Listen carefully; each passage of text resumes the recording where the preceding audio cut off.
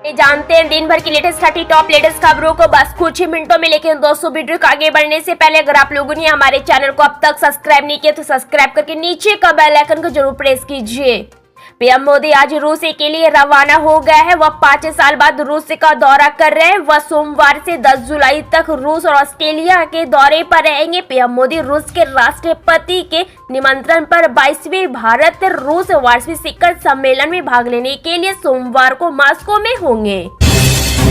Supreme Court में आज NEET UG paper leak scam की सुनवाई हो रही है। सुप्रीम कोर्ट के मुख्य न्यायाधीश ने स्पष्ट किया है कि वह पहले उन याचिकाओं को सुनेंगे जिनमें नीट यूजी परीक्षा को रद्द किए जाने की मांग रखी गई। सुप्रीम कोर्ट का कहना है कि इन याचिका ने पूरे सिस्टम को चैलेंज किया है। वहीं समय की कमी के चलते सही वकीलों को सुन पाना मुमकिन नहीं है, लेकिन सभी के प्रतिनिधियों को सुना जाएगा।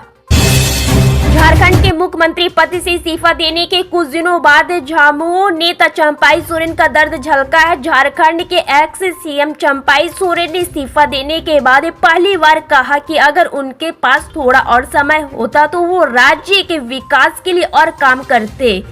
लोकसभा चुनाव में विपक्ष के बेहतर प्रदर्शन के बाद अब भारतीय जनता पार्टी बीजेपी सतर्क हो गई है। जिन राज्यों में भारतीय जनता पार्टी का आम चुनाव में प्रदर्शन खराब हुआ है वह अब पार्टी एक्शन मोड में नजर आ रही है।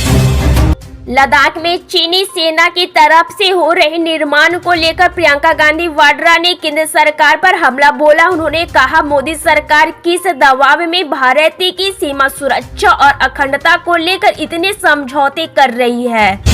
मध्य प्रदेश की अमरवाड़ा विधानसभा सीटें पर बुधवार को मतदान होना है। मुख्यमंत्री डॉक्टर मोहन यादव सोमवार को चुनाव प्रचार के अंतिम दिन अमरवाड़ा में प्रचार करेंगे। इसके ठीक पहले रामनिवास रावत को मंत्री पद की शपथ दिलाना बीजेपी का बड़ा दावा बताया जा रहा है। दूसरी तरफ कांग्रेस का कहना है कि बीजेपी किसी नेता को मंत्री बनाएगी।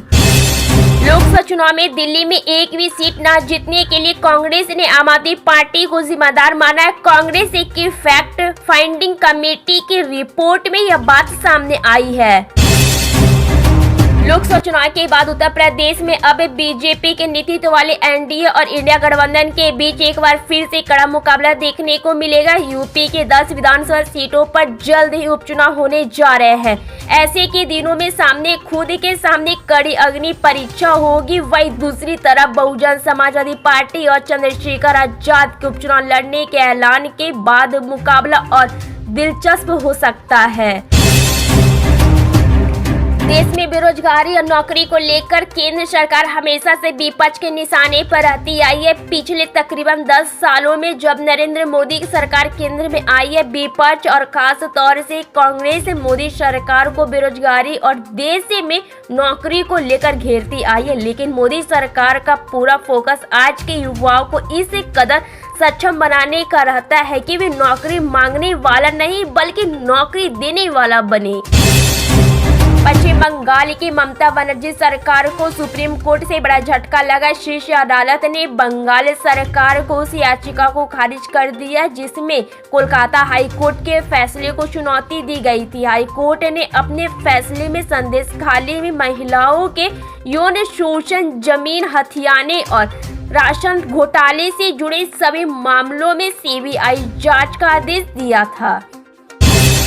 मध्य प्रदेश में सोमवार सुबह मंत्रिमंडल का विस्तार किया गया। राज्यपाल मंगू भाई पटेल ने राजभवन में एक संक्षिप्त समारोह के मुख्यमंत्री मोहन यादव की मौजूदगी में रामनिवास रावत को पद और गोपनीयता की शपथ दिलाई। महाराष्ट्र में भारी बारिश की वजह से स्थगित की गई विधानसभा की कार्यवाही, सदन नहीं पहुंच सके कई विधायक।